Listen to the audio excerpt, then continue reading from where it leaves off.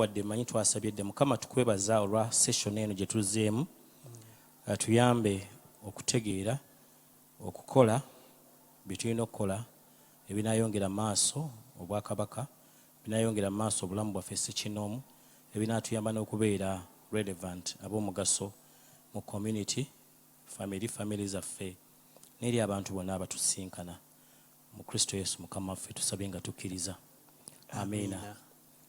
Njagala olunaku lwalo kubaako ensonga gye nkwanjulira ennaku Mukama z'anaaba ansobozesezza okuba nammwe byenja okwogerako. Today I want to introduce to you something that will carry on for the days that God will permit me to be with you.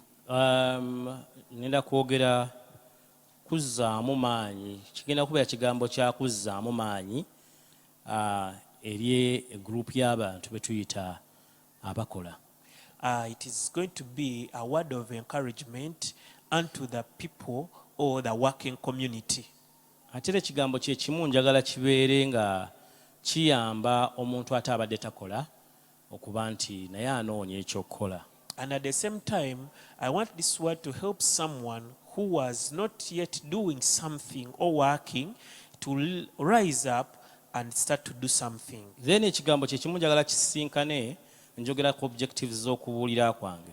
Kisinkane omuntu oyo abadde agenda ggwamu amaanyi mu byakola. And at the same time, my objective is that this word will meet someone who is feeling weak in what they are doing. So basically we have like 3 categories of people. Kakati tulina emitendera gy'abantu nga basatu. We have people that are doing things. Tulina abantu nga waliwo kyokola.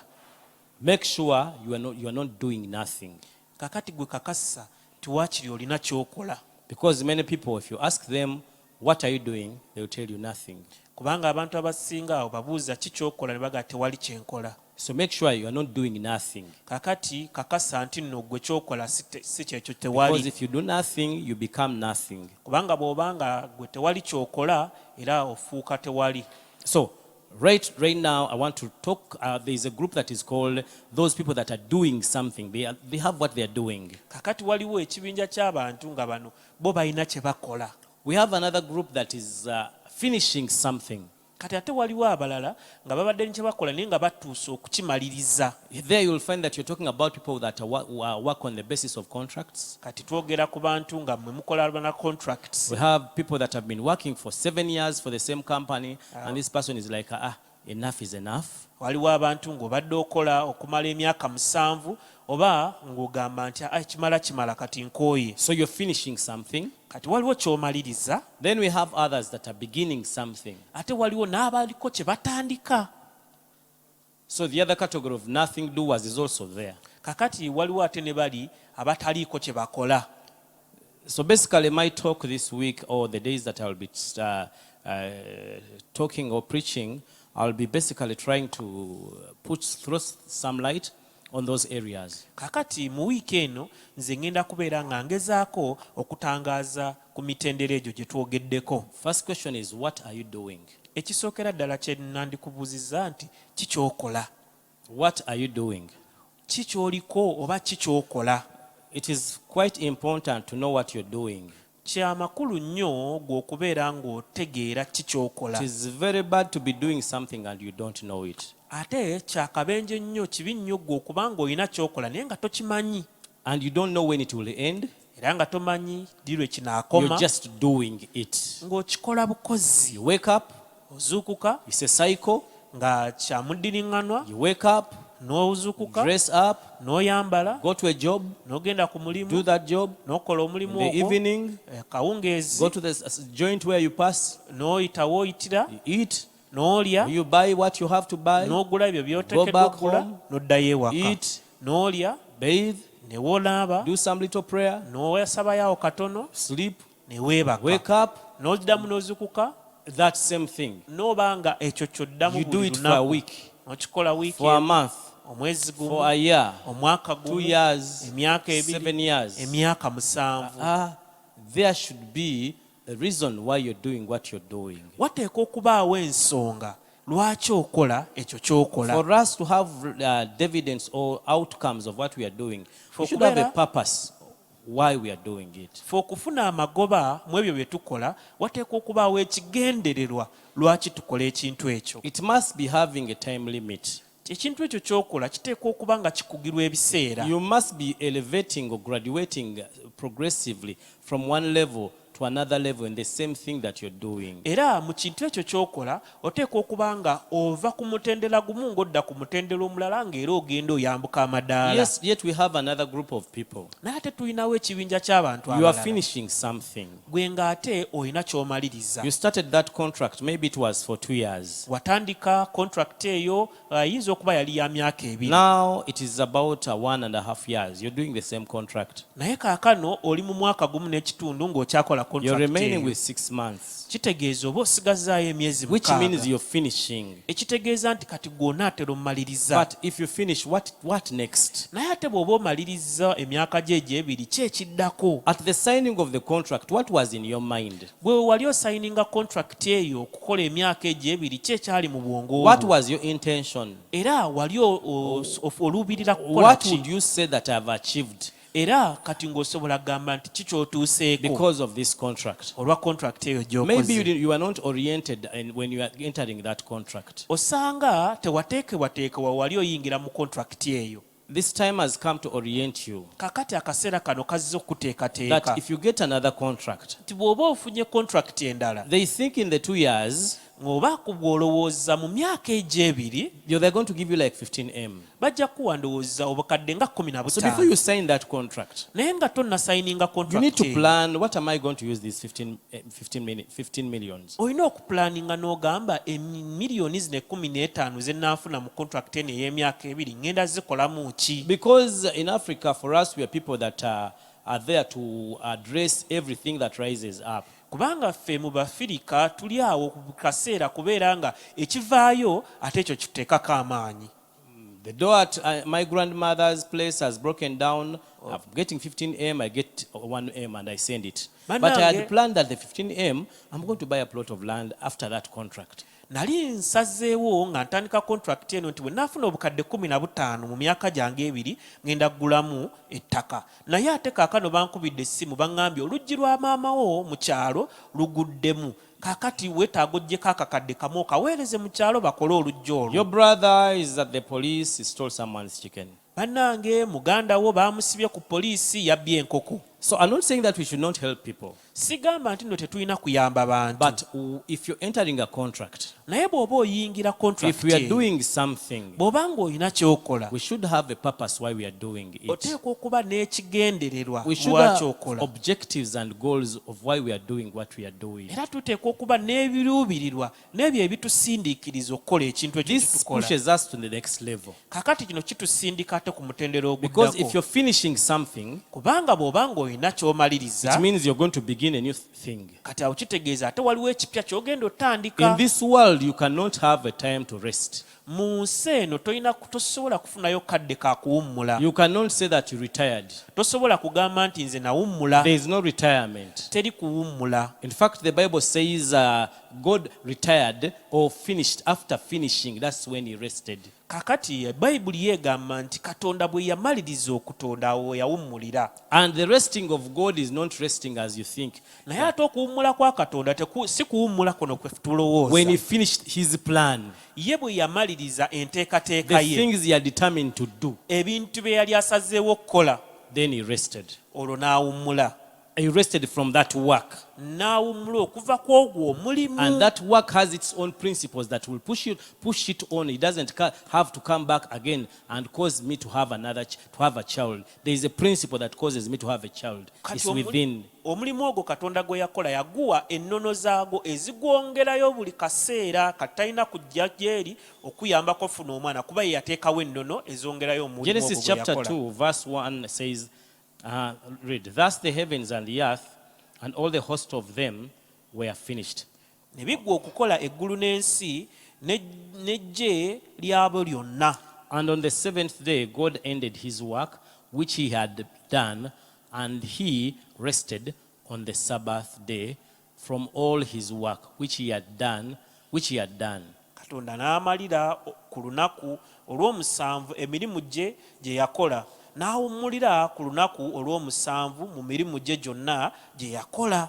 We are not permitted to rest until we have finished. Tetukkirizibwa kuwummula paka nga tumaliriza. So what have you finished that causes you to rest? Kikyomaliriza ekikuleetera okuwummula. So this brings me to the point that I've said we have people that are doing something, we have people that are finishing something, and we have people that are beginning something. That is the cycle.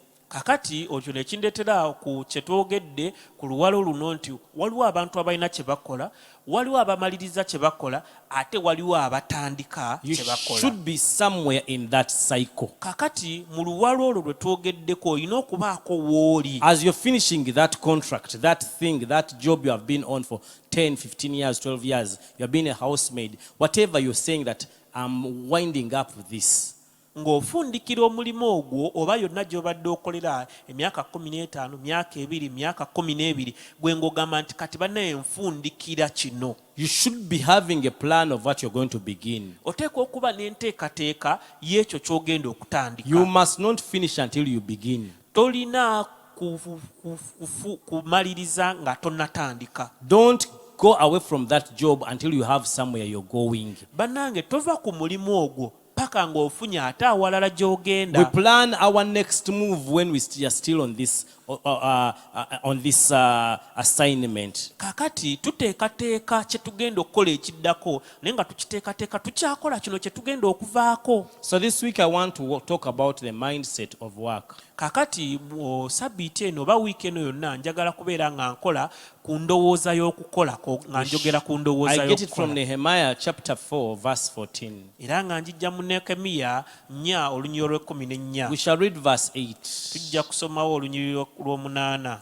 Verse 8 says, Nekemiya 4. wow, it must be verse 6. Bulaba bulungi. Verse 6, eh? So we built the wall, and the entire wall was joined together up to half its height. For the people had a mind to work.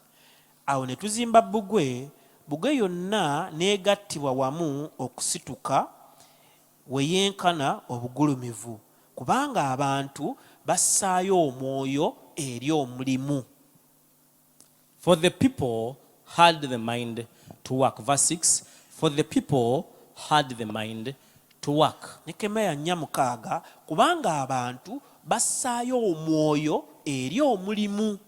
So we built the wall, Kati olwo ne tuzimba bbugwe, and the entire wall was joined together era bbugwe yonna n'ebanga eggattiddwa wamu up to half its height. okutuuka wakiri awo okwenkanankana. For the people had a mind to work. Kubanga abantu balina endowooza ey'okukola. The mind to work. Era nga baalina endowooza If ey'okukola. you can give me amplified, I can see what it talks. Now, listen, Nehemiah is giving us a testimony. Kakati Nekemiya atuwa obujulizi. Remember, we have Ezra and we have Nehemiah. Jjukira tulinawo Ezera ate tulinawo ne Nekemiya. Ezra, under the guidance of is under Zerubbabel and Joshua, they are building the temple. Nekemiya ng'ali wansi wa Zerubbabel ne Joshua baali bazimba weema, The temple, yeekaalu. Nehemiah is building the perimeter, the wall of Jerusalem, Naye not ng'ate the temple. Nekemiya tazimba tempo naye ng'azimba bbugwe eyeetooloola Yerusaalemi Now yonna. you need to go on your map and look at Jerusalem. Kakati oyina okuddayo ku maapu y'ensi n'olaba Yerusaalemi. The man built all that city, built a fence around it. Kakati omusajja ono yazimba bbugwe okwetooloola ekibuga Yerusaalemi kyonna. Yet he was not working with them. He just came and mobilized the people who were in that very city, and he caused them to build. Ye yali tasula mu kibuga ekyo, naye bwe yajja okuva gye yali n'akunga abantu abaali basula mu kibuga ekyo ne bazimba bbugwe okukyetooloola. With the few resources that he came with, N'ebikozesebwa ebitono bye yajja nabyo, he was able to ignite and catalyze the people to build the fence around the temple and the city. Yasobola okuma omuliro mu bantu bano n'abaagazisa okukola ne basobola okuzimba bbugwe okwetooloola ekibuga kino I Yerusaalemi. don't want us to think that it was an easy task. Saagala ffe tukirowooze nti ne guno omulimu gwali mwangu nnyo. Sanballat, Tobiah and the Arabs were against him.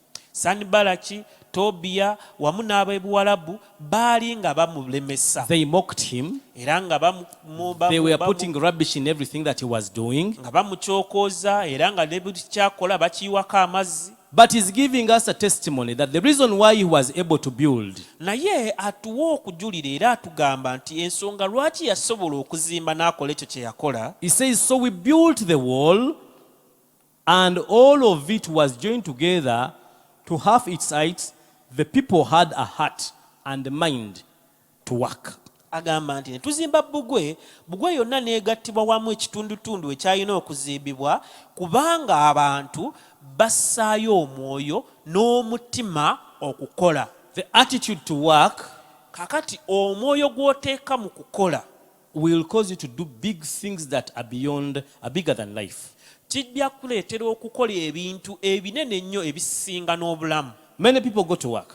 Abantu bangi bagenda okukola Everyone wants to work. era buli omu ayagala In okukola. fact, I've never met someone who doesn't want to work. Era sisisinkanangayo muntu yenna ye ng'agamba nti tayagala And people kukola. will just tell you, I don't find a job. Naye nga bo bakugambagamize sinafuna mulimu There are those that are working. ate waliyo abakola. Once they get that job, Bwe bafuna omulimu they no ogwo longer want it. ne baba nga They want another tebakyagwagala job. ate nga baagala mulimu Here in mulala. this book of Nehemiah, Wano mu kitabo kya we have a Nekemiya man tulinawo who omusajja caused people eyaleetera abantu to build. He okuzimba. had a strategy, Yalina he enteekateeka, had a plan, yalina pulaani which I'm not going to go through today. gye nnyinza obutayitamu But olwaleero. I'm going to tell you the thing he built in the period in which he built. Naye njagala kugamba akaseera ke yakutwala ng'azimba ekintu The ekyo kye Bible yazimba. says it was 52 days. Bayibuli egamba nti yakizimbira ennaku 52.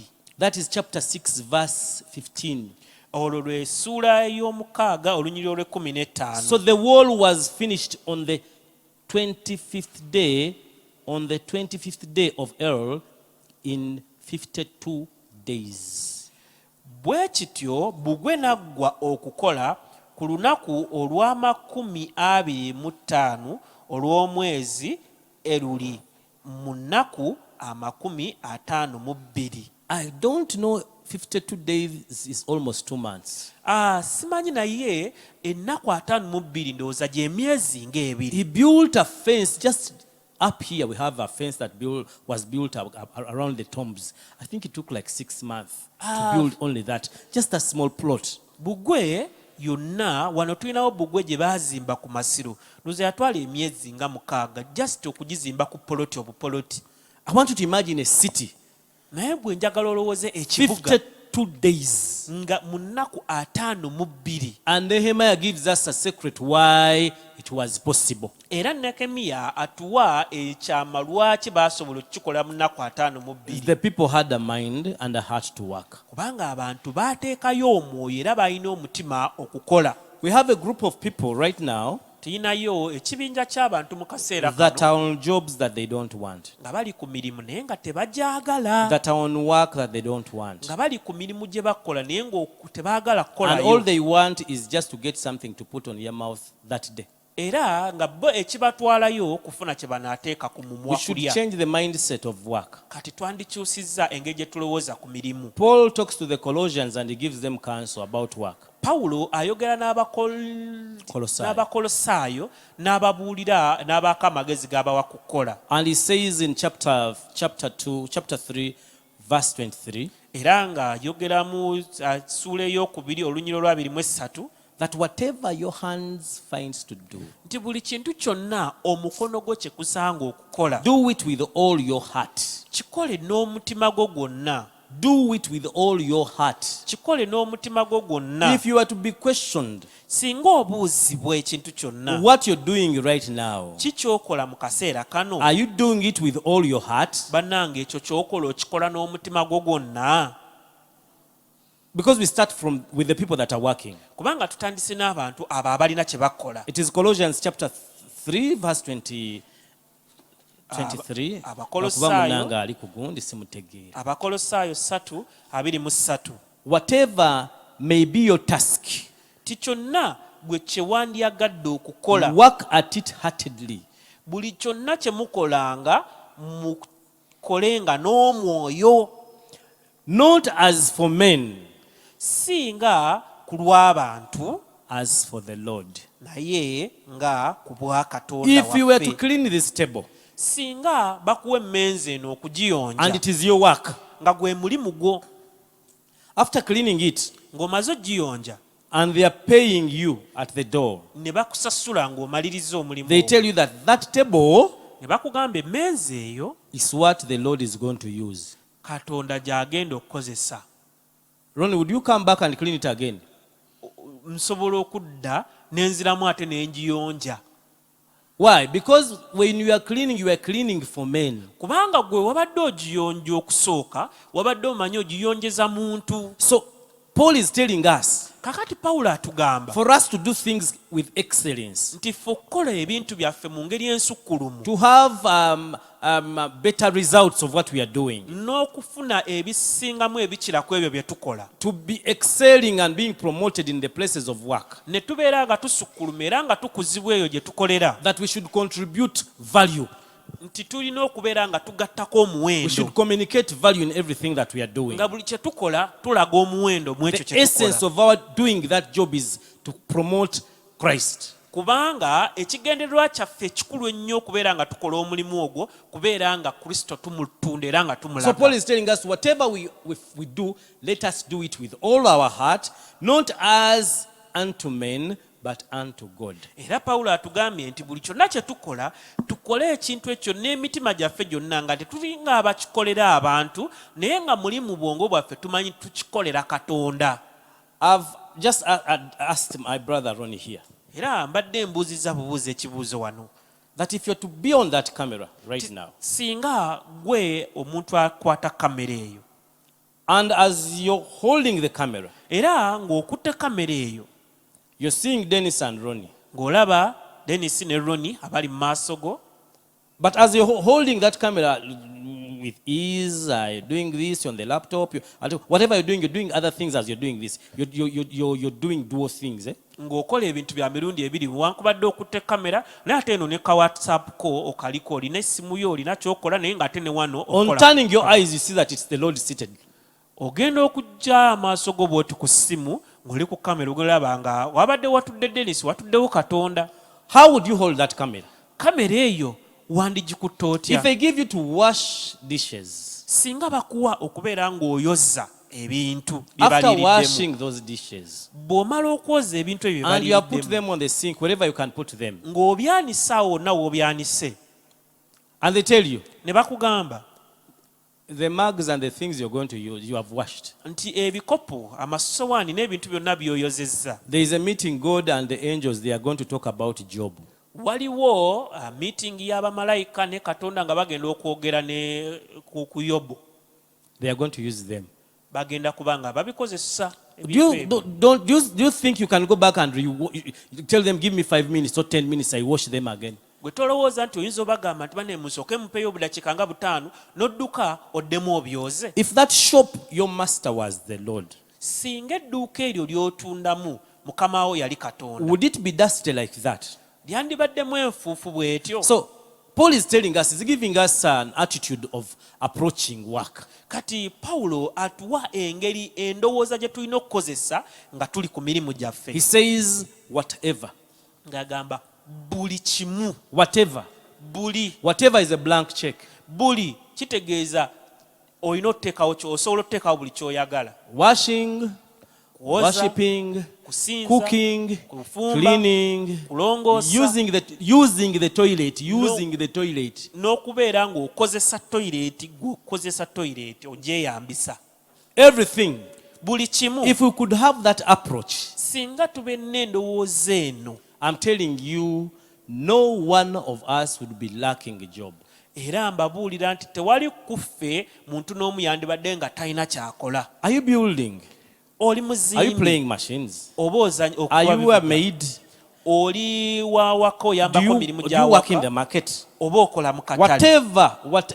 Whatever buli kimu you do, buli kye mukola do buli it kye with munaakolanga do it with your heart kikole n'omutima gwo gwonna as unto the Lord, ng'olinga akikola ng'okikolera Katonda not unto men. so si ng'akikolera So abantu. the approach, the reason why we do things in a mediocre way is because we are doing it for men. Kakati ekituleetedde okukola ebintu mu ngeri eyannagalaale kubanga tumanyi tubikolera abantu. But if you have that attitude Paul is giving us, Naye singa obeera n'endowooza eno Pawulo gy'atuwa, he has said, do it as unto the Lord, not for men. atugambye nti no tukikole nga abakikolera Mukama waffe so si ng'abakikola ku If you are to bw'abantu. write that report, Singa oli wa kuwandiika and lipooti that eyo report is going to the Lord, era nga alipoota eyo egenda eri if you are Katonda, to clean the chairs, singa olina kubeera ng'oyonja if you are ntebe, to tune this microphone and the Lord was the one who is going to use it, oba bw'oba ng'oli wa kutereeza muzindaalo guno nga Mukama waffe y'agenda okugukozesa, if you are to do all the settings, just whatever you do, buli kimu ky'okola do it with all your heart. kikole n'omutima gwo gwonna. The question is, Era ekibuuzo kiri nti are you doing it with all your heart? bannange buli kyokola okikola n'omutima gwo gwonna. Okay, let us just think about, because he has given us two things that will help us to qualify, to do things that will communicate value. Kakati katukirowoozeeko kubanga tuwadde ebintu bibiri ebigenda otuyamba okuteeka omutindo ku ebyo bye tukola. If you only do the things with all your heart, Singa waakiri ebintu ebyo by'okola obikola n'omutima gwo gwonna, yes, you're doing it for men, kituufu wadde obikolera bantu, but do it with all your heart. naye ng'obikoze n'omutima gwo gwonna, They would be different. awo kitegeeza The bijja results will be babyanjawulo. different. Era n'ebivaamu bijja On that babyanjawulo. job, it will be very hard. However much that person that you're working for is vile, I'm telling you, you would be indispensable. Naye newankubadde nga omukozesa oba gw'okolera muntu muzibu nnyo ate ggwe ajja kuba tayagala kuta. If you do it with your heart, Singa okikola n'omutima gwo gwonna, okay, let us not do it with our heart. kale katukiveeko nga tekikolera na mutima gwaffe He has gwonna. given us another approach. Awo ate atuwadde engeri endala gye tuyinza Do okukikolamu. it as unto the Lord. Kikole ng'okikolera Katonda. Do it as unto the Lord. Kikole ng'akikolera Katonda. You're in that shop. Ng'oli mu dduuka eryo, You're in that marketing company. ng'oli mu You are in that kampani market. eyo, ng'oli mu katale ako. Do it as unto the Lord. Kikole ng'olinga akikola eri You're Katonda. cooking that, you're having that restaurant. Ng'olina restaurant eyo efumba. Cook that food as if Jesus is cooking. Bannaye efumba emmere eyo nga kiringa Yesu y'afumba. But again, as you're serving it, Naye ate ng'ogigabula, serve it as if you're serving Jesus. gigabule ng'olinga agigabulira Yesu. So Paul is giving us the approach Kakati Pawulo atuwa enkola gye tulina okukolamu. for a way for us to be indispensable. Ffe okubeera nga buli kye tukola tuyitemuka nnyo. So he's telling us, do it whatever you're doing, whatever.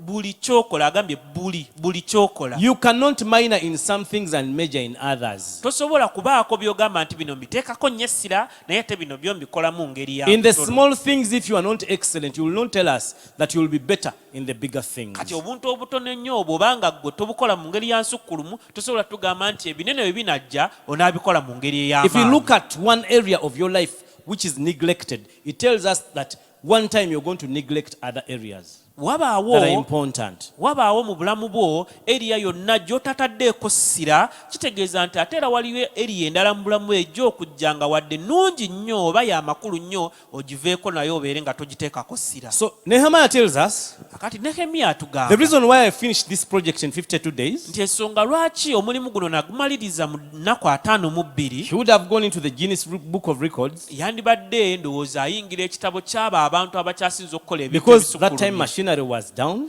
Kubanga mu biseera ebyo tewaaliwo kukozesa byuma. it was not so much sophisticated as it is today. era nga ne tekinologiya si w'amaanyi nnyo nga bw'ali kati. Record 52 days. Naye yasetinga ennaku 52. But he tells us atugamba the reason why we did this. Ekyatuyamba era ensonga lwaki The people had the heart and the mind to omutima work. n'omwoyo eri omulimu. Ecclesiastes chapter 9. Omubuulizi essuula ey'omwenda. And our time is up. I think we shall start from there. Let us just read that verse. Katusomeyo olunyiriri luno. Ecclesiastes chapter 9. Omubuulizi essuula ey'omwenda verse 10. olunyiriri olw'ekkumi. Whatever your hand finds to do. Buli omukono gwo kye gulaba okukola. Whatever your hand finds to do. Buli omukono gwo kye gulaba okukola. Number 1. Ekisookera your hand must find something to do. Omukono gwo guteekwa okuzuulayo ekintu kye gulina okukola. For us to be relevant here on earth, fe okubeera nga tuli ba mugaso ku nsi kuno, we are doing some things. waliwo ebintu bye tukola. We are not here as decoration. Tetuli wano ng'ebitimbiddwa. We are here to contribute.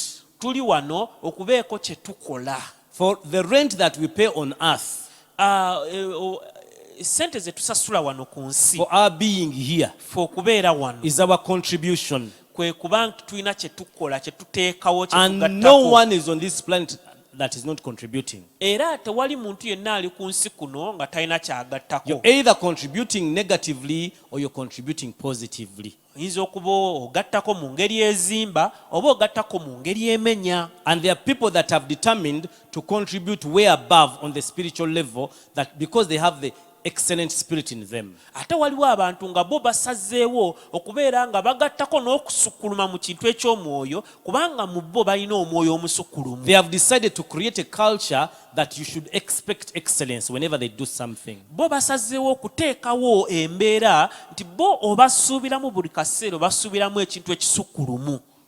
So here is telling us, the wise man Solomon is telling us that whatever your hand finds to do. Kakati wano omusajja omugezi Sulemaani atugamba mu Mubuulizi 9:10 nti buli kintu omukono gwo kye gulaba okukola. Your hand must find something to do. Omukono gwo guteekeddwa okuzuula ekintu kye gulina okukola. If it is prayer, we should pray for that in this season, that our hands must find something to do. Bwe kiba kyakusabira, sizoni eno kye tulina okusabira nti emikono gyaffe gizuule ekintu kye girina okukola. So he tells us the way we should do it. Era atubuulira nti kasita omukono gufuna ekyokukola ate olina kikola otya. He says, Agamba, do it with all your might. Nti okikolanga n'amaanyi go. Do it with all your might. Nti okikolanga n'amaanyi go gonna. All your might. N'amaanyi go gonna. Wherever you are, be there. Nga wonna w'osazeewo okubeera oli awo. You find someone is on the laptop or is editing or is doing whatever he's doing and is doing other things. He's doing two tasks at a go. Kubanga osanga omuntu ng'alina waali naye ng'ate akola ebintu bya mirundi ebiri awo waali. That is divided attention. Awo obeera weegabizzaamu emirundi You ebiri. man cannot do two things at a go. Jesus said you cannot serve two masters at a go. Either you will please another or you will dishonor the other. Omuntu tasobola kuweereza bakabaka ba mirundi ebiri kubanga Bayibuli egamba nti omu ojja munyiiza omulala omusanyuse naye tosobola kweyawulamu n'obeera nga bano b'osazeewo okuweereza obaweereza mu ngeri za mirundi Whatever your ebiri. hand finds to do, Buli kintu kyonna omukono gwo this kye is the way you gusaaba should okukola. do it. Engeri gy'olina okikolamu yeeno. Do it with all your might. Kikole n'amaanyi go gonna. Now, my might is different from Ronnie's might. Amaanyi gange ga njawulo ku maanyi ga Ronnie. Ronnie's might is different from Barbara's might. Amaanyi ga Ronnie ga njawulo ku maanyi ga Barbara. But God is telling us, Naye Katonda atugamba, or Solomon is telling us, oba Solomoni atugamba, that whatever we are doing, nti buli kintu kyonna kye tukola let us do it with all our might. tukikole n'amaanyi gaffe gonna. I have 2 boys. Ninayo abalenzi babiri. One can carry a cup of water. Omu asobola okusitula ekikopo ekijjudde amazzi. Another one can carry 10 liters. 10 liters is towards 10 liters. Era omulala yasobola okusitula lita 10 ey'amazzi. They can carry, if there is a possibility, I can carry 3 jerrycans, but there is no possibility. Okay, I carry 2. Kati nze singa wabaddewo obusobozi nandibadde nsitula ndowooza ebidomola nga 3 naye tesinanga egy'emisitulamu so nsitula ebidomola 2 bya liita 2. If that young boy you can carry a cup, kakati ono omulenzi omuto omwana omuto asobola okusitula ekikopo, if he carries a cup, singa asitula ekikopo kino ekijjudde amazzi, that is all his might. ago gaba maanyi ge gonna. So he has done what he's supposed to do. Kitegeeza akoze ky'alina okukola. This one who can carry liter 10 jerrycan, naye ate ono asobola okusitula liita 10. if he carries 2 cups, singa asitula ebikopo 2, however much he has satisfied the need, newankubadde nga aggyewo obwetaavu, he has not done it with all his might. takikoze n'amaanyi ge gonna. So all his might kakati ye amaanyi ge gonna is that 10 liter. gali mu liita 10. But if I bring 1 jerrycan naye singa ndeeta ekidomola and kimu my might is 2 jerrycans, ng'ate amaanyi gange gasobola ebidomola 2, however much I've met the need of 1 jerrycan, newankubadde nga nzizyewo ekizibu ekyetaagisa and all ekidomola people are ekimu, appreciating, whoa, what he has done is great, era abantu bonna nga bagamba bannange akoze ky'amaanyi, I have not done it with all my might. bannange mba sikikoze n'amaanyi So gange they are giving gonna. us an approach or attitude towards work. kakati wano batuwa enkola gye tulina okukolamu nga tukola emirimu The standard would be 1 jerrycan. newankubadde nga omutindo gugamba nti nno aleese ekidomola kimu aba akoze. But your excellence, for you to be in that space and stand out, you have to do more than what is required. naye ate gwe okubeera awo n'obeera ng'osukkuluma okukola ekisinga ekyo ekigwanidde, oba olina kukola n'amaanyi go So gonna. whatever your hand finds to do, this is the way you should do it. Do it with all your might. buli kintu kyonna omutima omukono gwo kye gulaba okukola olina kukikola bw'oti nti olina kukikola n'amaanyi go For gonna, there is no work, kubanga teri mulimu no gwonna, device, newankubadde okuteesa, no knowledge, newankubadde okumanya, no wisdom newankubadde amagezi in the dead where you're going. mu magombe gy'ogenda. That should give you objectives and goals. Kino kiba kirina okuwa ebiruubirirwa n'engeri gy'olina okukolamu It should ebintu. give you that whatever you're doing, it has a time frame. Era kirina okukulaga nti buli kyokola kirina akaseera kaakyo. Nze nakulira mu Butembeeyi. I grow up as a hawker. Naye gye nakoma ngenda neeyongera mu buweereza. But the more I continued into this ministry, ogenda oba oyiribwa oyita ku street ku Kulum Street, oyita ku Kulum Street emisinde omukono piu, Pastor Denis onje mukwano gwange jangu omubuzeko, olese omuntu ku dduuka ogenze munonyeza ka memory card, ona akukwata mukono mbu asooka omubuzeko Pastor Denis mubuzeko, kati nga speed egenda ekendeera ng'abaana bakwa outrunning because buli kintu kiriko time frame. everything has a time frame. Omusajja atunda ebikwanso, A person who sells safety pins, obalaba mu tawuni nga musajja muzeeyi, you see them when they are elderly people, ng'atunda ebikwanso n'ebyangwe bino ebiganda, but selling safety pins and local n'otula n'ogamba ani agenda okubigula, nga really anoonya ekintu ekimubeerewo okusurvivinga, naye nga mu kiseera mwakikoledde si mwe yali alina okkikolera, akikoledde mu biseera ebikyamu. Kyavudde agamba nti buli mukono gwo kye kuzuula okukola kikole n'amaanyi go, kubanga gy'olaga teri kukola, teri device, teri kumanya, teri magezi, waliwo season egenda okutuuka ng'ebyo ebintu ebyo tebiriiwo. wow. So omuntu yenna ng'olina omulimu gw'okola, So to everyone who has something you are kantandike doing, n'atalina kyakkola, let me now start with someone who is doing nothing. oli mu kwetemula, You are killing, you are olina destroying ky'osobola yourself. okukola mu bulamu. Because there is something you can do in this life. Ekigambo okukola kitegeeza kuggyawo kizibu, Work means solving a problem. kitegeeza gwe mu nsi yo mw'oli temuli mu bizibu. Does it mean that because you have nothing to do in the world you are, there are no problems? Tewali muntu Katonda gwe yateeka ku nsi nga si problem solver, nga tojjawo bizibu. Tewali ali wano, buli ali ku nsi olina ekizibu ky'osobola okuggirawo abantu There is ne bakusasula. There is no person who was created here on earth and you're not a problem solver. There is a problem you can solve here on earth and people pay you mu for stages that. z'obulamu ze tutambuliramu In the stages of life in which we buli move, stage olina ebizibu by'olina okugirawo awo kweyo in stage. every stage there are problems you are supposed to solve. Olwaleero waliwo engoye zezisobola kutunda kuba abazitunda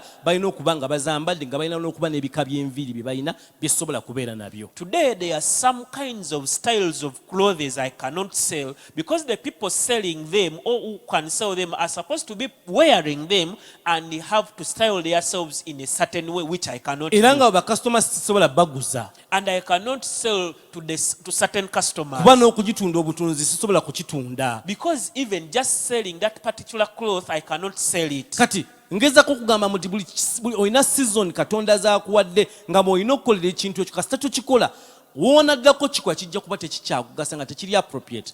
Kyenvudde gamba funa omukono gwo kye gukola. So that's why I'm telling you that you're supposed to do something in its particular season, because a season will come when you cannot do that particular thing. That's why I'm saying find something your hands Ekibuuzo olwaleero can do. kyenkulekera So, okola ki? the question I'm leaving with you today is, what are you doing? Okola ki? What is your hand doing?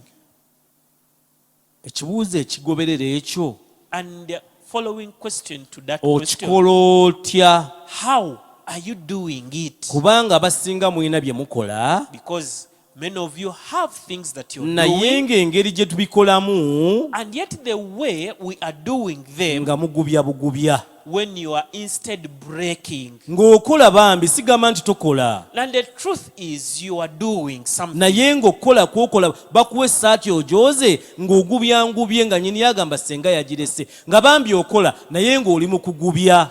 And if it is washing clothes, if again you are making the shirt more dirty. Such, in other words, the work you're doing, you are causing more havoc than good. Level 1 noonya ekyokukola. So the first level is find something to do. Abiika bampeeka oven ennaku ezo. Recently, people at my home demanded that I buy for them an Nga oven. mukyalo yange agamba akooyo ogula keeki za birthday. And my wife was saying that she's tired of buying cakes for the birthday ceremonies.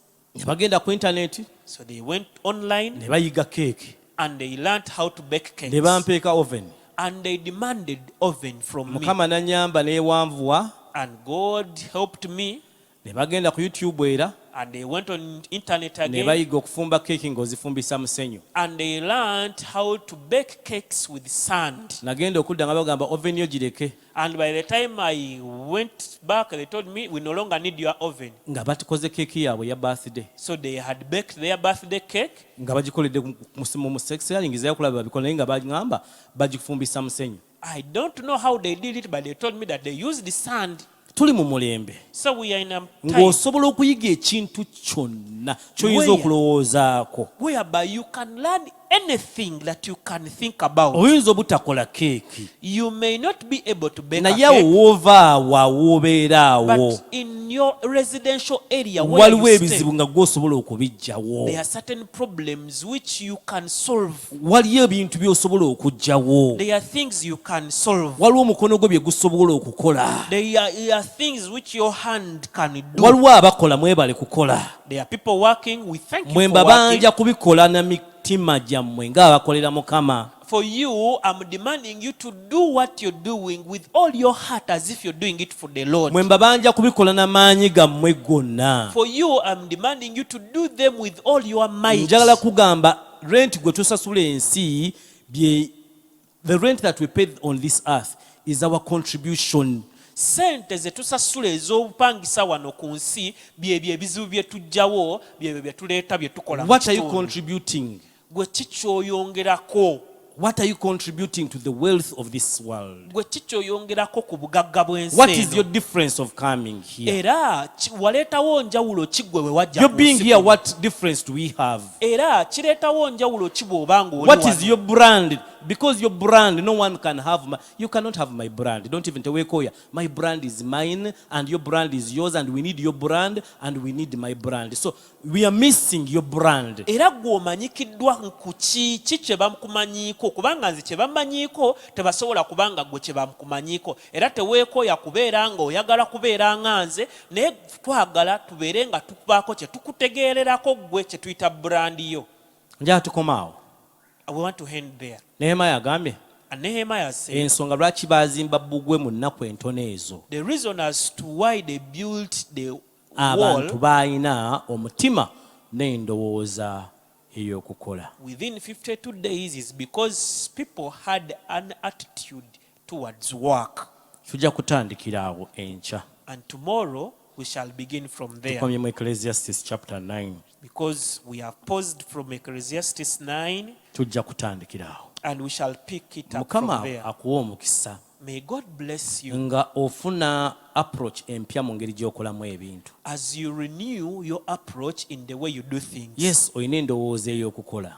True, you have a mindset of work, Naye obikola otya? but how are you doing? Bikole n'omutima gwo gwonna. Do it with all your heart, Ng'akolera Mukama, as if you are doing it to the si Lord, ng'akolera abantu. not as if you're doing it to the people. Results zijja kuba za njawulo nnyo. And the results will be very different. Ojja kubeera muzibu gw'okugoba ku mulimu. And you'll be indispensable. Ojja kuba okendeezeza ku layini z'okusabira ab'okusabira promotion. And you will reduce the lines of people who want Ojja promotions. kuba okendeezeza ku bitugoberera ebingi. Buli ku mulimu gw'engenda bwe bangoba, ku mulimu gw'engenda bwe ebimu ebitugoberera tujja kuba tubisalidde amagezi gy'ebiri, naye ebimu tujja kuba tubigobye. And you would have reduced on the things the so-called following you.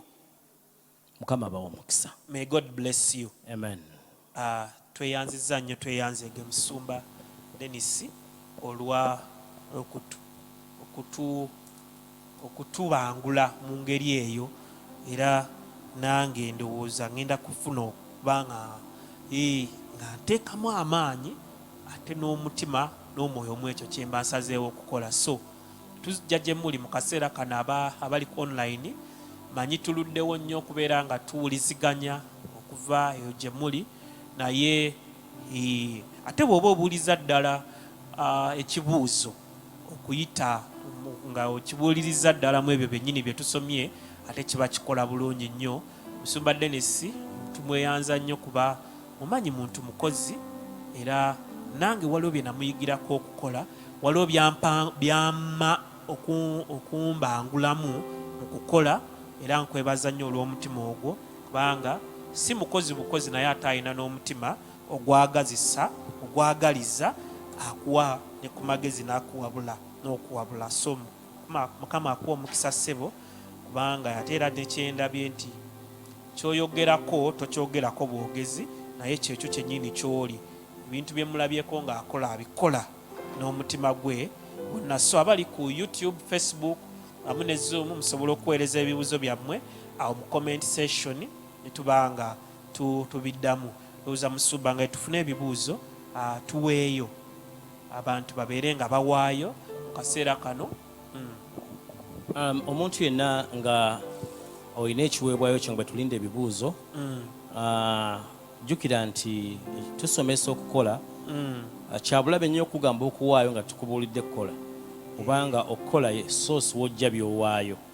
So abantu mwenna abawagira omulimu tubasabira, abawagira omulimu guno tubasabira Mukama batwale ku level endala, ne level eyo mugenda kukola nammwe paati yammwe okuba nti mukola ebintu mu ngeri ey'enjawulo, muweese Katonda ekitiibwa.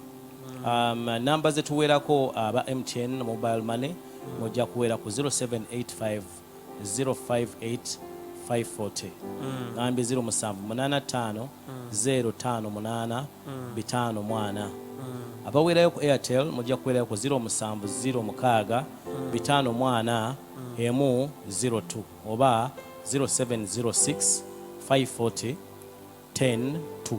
So omuntu yenna oyala kuwagira oba kuwaayo kiweebwayo kyo oba kimu kya kkumi oba kiweebwayo ekirala kyonna kyoyagala okuwaayo eri obuweereza ku nnamba ezo, manyi nti Mukama anaakuwa omukisa. Tubasabira Mukama bagaziye. Mukama season si nyangu, ne season abantu mwe bakulaakulanira, ze season abalamu bonna mwe bakaabira, abalamu bakulaakulanira, ab'enjawulo mwe baviirayo. So nkusaba Katonda akwawule mweno season kubakaaba naye obeere mu abo abaleeta enjawulo olw'okumaziga amangi agaliwo obeere ekyokuddamu. God bless you. Weewaawo nga tulinde ebibuuzo byammwe osobola okiteekaawo mu comment section ne tukiraba tuba twongera okubajjukiza nti twazzeeyo mu Nomo tujja kubeeranga ne service eya lunch hour. Service eno eya lunch hour bw'ebanga ewedde ate tuwummulamu ne tukomawo ssaawa 11 n'ekitundu ez'olweggulo ne service ey'akawungeezi. So twagala okubeera nga tubagamba nti mubeere nga mwekuumira ku mikutu gyaffe egy'enjawulo egiriwo. Tulinawo radio nga Inaman FM, tulinawo YouTube channel yaffe eri Inaman Ministries, ne tubeerawo ne Facebook nayo obeera osobola otufunirako. Tulinawo Zoom naye osobola okuba nga otufunirako etubeera live. Ate Facebook eri United Christian Center dash Inaman Ministries, osobola otufunirako. Bw'obanga oli okwo teweerabira kubeera nga osubscribinga abali ku YouTube, ate abali ku Facebook teweerabira kubeera nga olikinga page awamu n'okusharinga obubaka. Ate olwo abamu ne mutufunira ne ku WhatsApp bwe tuba nga tumaze okubuulira obubaka buno, ate tubuweereza ku WhatsApp group yaffe. So obanga toli ate ku WhatsApp group fuba okulaba ng'ate ogyeyungako. So nakano agikala agamba tweyanza nnyo pastor, Mukama akuwa omukisa. Munnange naawe akuwa omukisa. Kati waliwo abali ku YouTube nagamba thanks Pastor Dennis and the entire team. Ekibuuzo kiri nti if someone is feeding from UCC via online but he or she has a local church, where do you take you the tithe? Ekigendera kya tithe kirungi tukifune, tukijje eri mu kutiisatiisa abasooka gye bakiteeka. Basic thing of the tithe is mu nnyumba mubeeremu emmere. Katonda yateekawo church ng'ebeerawo, oba ateekawo abantu abasigala ku mu nnyumba nga bamunoonya babeere n'ekyokuddamu. Wabeerawo n'abalala bagenda banoonya emmere, baleete emmere. Baba baleeta emmere, bano ba exchangingemu ekyomwoyo. Bali nga baleese emmere, bano abadde banoonya Katonda babe n'emmere ey'okulya. Baleme genda mu kitabo kya Nehemiya omwe nnyininyini, Abaleevi badduka ne baddayo ne balima. Nehemiya agenda okukomawo okuva gye yali ali, agenda okudda ng'abuuza Abaleevi baliwa nti baddayo okulima lwaki. Tobiya yaleeta abantu abatalina kubeera mu ki, yaleeta mukoddomeyo n'amuteeka mu nnyumba y'Abaleevi babaleeba ebyokulya. Abaleevi nga tebakyafuna byakulya ne bagamba owaaye tuzzeeyo kukola. So yagenda okudda nga sisitimu eyiika yonna, Abaleevi nga basuddewo nabo bagenze kukola. So sisitimu y'ekimu eky'ekkumi is to support the house. Bw'owaayo you're supporting the house. Kati tuddeyo ku principle eno ya woolira woolwa. Bw'oba oli bweru ssaawa eno nga olina woolira, tugambe woolira woolwa. You need to be realistic. Woolira woolwa, owaddeyo tithe. Naye olina local church eyakusupportinga, eyakusabira, abateekamu amaanyi, abakolanga nawe okkiriza nti omusumba oyo gwe okutuuka awo Oman, Dubai, UK alina kye yakola. Wali totumanyi. Katoto tonyiiga. Wali totumanyi. Naye ate n'okutumanya wasooka kugenda Dubai, watega Oman. Naye ate yakutuuse Oman. Kati otuuseeyo omusuddewo. This is what I'm saying. Tulina bye tuyita ebimu eby'ekkumi, tulina bye tuyita ebiweebwayo, tulina obweyamo, tulina support nyingi. Beera gwe Katonda akuwa amagezi. Mulembe gwe tulimu Omwoyo Mutukuvu atulungamya. Omwoyo gwalimu embeera Omwoyo Mutukuvu akulungamya nti wano oba oliira ku UCC waawo ekimu eky'ekkumi, nebeera concerned ku buli kintu ekigenda mu maaso ku local church gye wava. Nti kiki, nti baagala kuzimba, beetaaga mabaati. Naye teweerabira nti ate nawe wagenda kuzimba dream yo. Kyogambye wali ekigendererwa. Ekigendere kyakkuta tokyerabira. Tokyerabira. Ogenda contract ka milioni 15, ogyekemu ekimu eky'ekkumi, milioni 15 ziba sente meka? Milioni kamu kitundu ye tithe yaako mu myaka 2. Okawaddeyo ku UCC.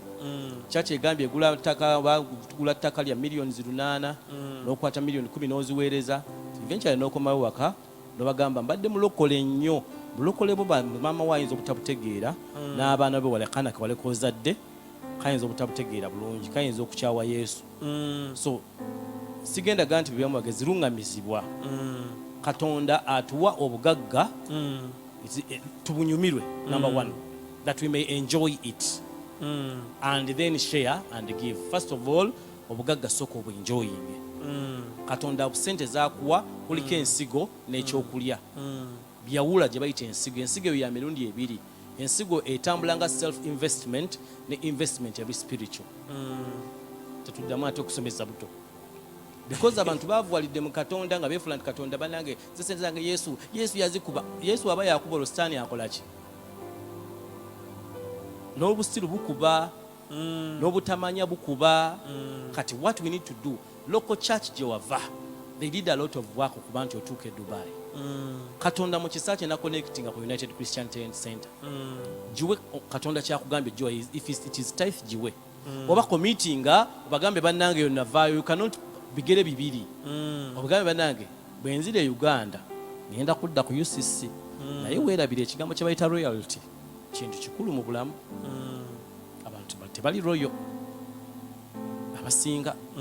Royalty kintu kikulu. Oba kateete kye mu Luganda nti oli abantu abakusabira ogende Dubai. Yes, oli Dubai naye beera n'omutima, at least ba supporting yo n'ekintu ekitono. Netowerabira bwana bo.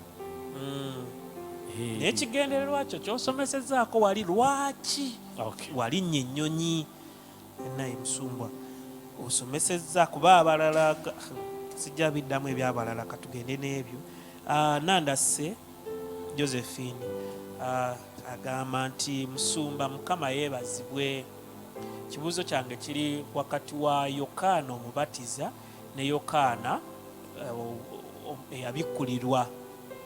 Bakola ki? They confuse me. Oyo y'omuntu omu oba banjawulo? Okay, John the Baptist yabeerawo yakulira Yesu ekkubo. John the Baptist taata we Zakariya ne yani ne Elizabeth bibadde taata we ne maama we. Yokaana omubatiza, John the Revelator muganda wa James, muganda wa John the Baptist tetumumanyi. John the Revelator muyigiriza wa Yesu. Yawandiika ekitabo John the Revelator yawandiika ekitabo ky'okubikkulirwa. Yokaana ekisooka, Yokaana ekyokubiri, Yokaana ekyokusatu n'enjiri ya Yokaana. Ye muyigiriza wa Yesu. Yesu gwagamba omuyigiriza gwe yali asinga okwagala. Ontegedde? Yokaana omubatiza si muyigiriza wa Yesu. Yokaana omubatiza bamusalako omutwe nga Yesu waali. Matayo 11 okweyongerayo bamutemako omutwe nga Yesu waali. Then John the Revelator yafa bufi natural death. So enjawulo kitegedde? Kitegeeza bw'ogamba nti no bamusalako omutwe nga Yesu waali, ekitegeeza baaliwo bombi mu kaseera. Ono yakolera Yesu ekkubo.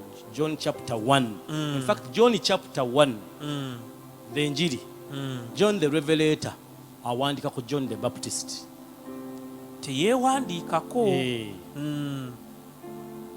Anti kyenjagala okutegeera nti at one time abantu bano baaliwo bombi nga balamu, naye John Baptist n'afa.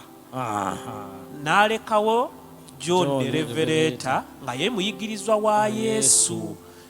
Kati John the Revelator n'awandiika ekitabo kya John, ebbaluwa ya Yokaana, sooka eyokubiri n'eyokusatu, n'ekitabo ky'okubiri kimuyisa Revelator nti okubikkulwa Katonda kwe yabikkula okwa Mukama waffe Yesu. N'amugamba agenda okukwasa abaddu be yakukwasa ani? Yokaana. Kyava yitibwa Apocalypse, to reveal, aturevealingira. Tweyanziza nnyo, tweyanziga ensonga eyo girambuludde bulungi. Bano abantu banjawulo nnyo. So Nantumbwe Justine naye agamba oyinza okuba nga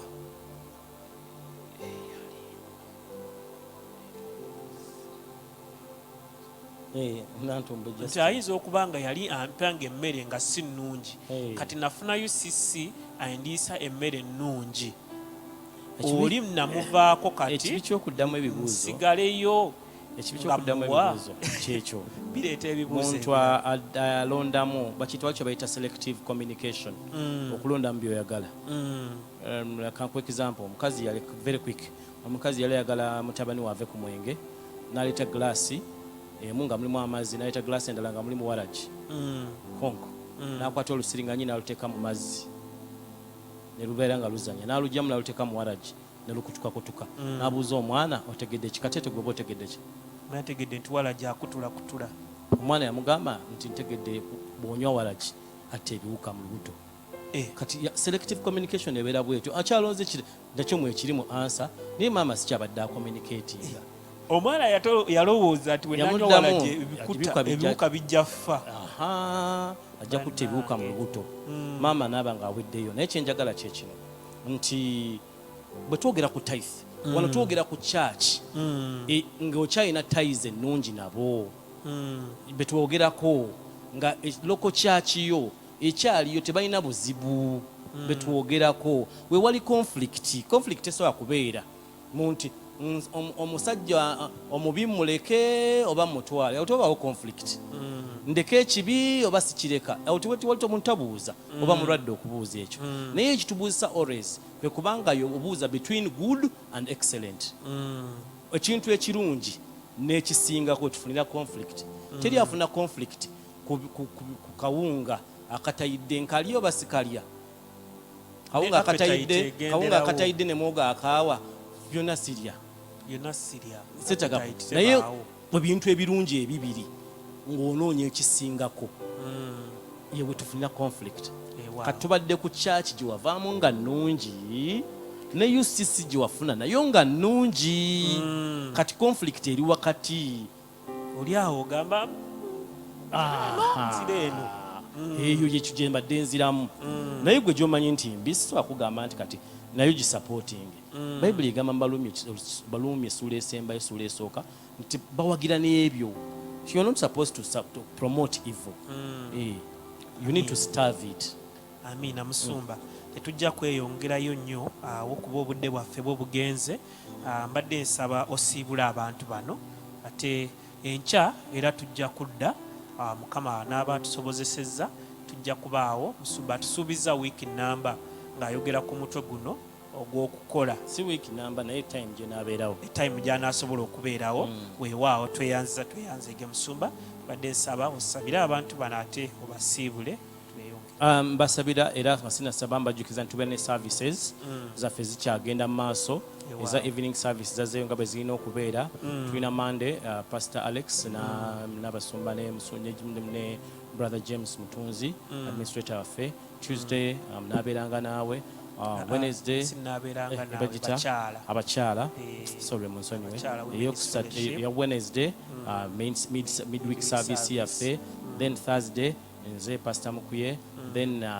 Friday overnight zaffe ziri zazibwamu kati ate buta amaanyi so please funa woyingira Sunday services zaffe esatu zibeerawo funa service gyobeerako naye byonna biri online tetujja wano ku church temujja wadde motoka baazitadde tezibeera wano ziri virtual tuwulirize ku radio tuwulabe ku platforms zaffe zonna endala kirala tubasaba okuba nti muwaayo abeeyama ku lw'okutuzimbe project egenda maaso abatanneeyama you can join mu ngeri yonna mulabe nga mujoininga tube nga tugenda maaso n'ekyo Katonda kyetuma okukola katusabe kitaffe atagwa tukwebaza olw'abantu bano ab'enjawulo ne season gy'otuyingizaamu season y'okukola abamu tebamanyina we batandikira naye Katonda waffe oluŋŋamya balungamye ku mirimu emituufu egy'okukola balungamye ku bintu byasobola okukola bikula amaaso gaffe tulabe ebizibu bye tusobola okujja biri mu community kubanga bye bikweddamu ssente zaffe ate tuwa amagezi ozikozesa obulungi okuinvestinga mu future yaffe mu Kristo Yesu mukama waffe tusabye nga tukkiriza amiina n'ekisa kya mukama waffe Yesu Kristo okwagala ku ayi Katonda okussa ekimu n'omwoyo mutukuvu bibeere naffe ffenna n'eri abooluganda bonna emirembe gitaggwaawo amiina mukama abatuweere nnyo omukisa mwebale kutugoberera na kutwagala mubeere bulungi. Christian High School is a school of difference.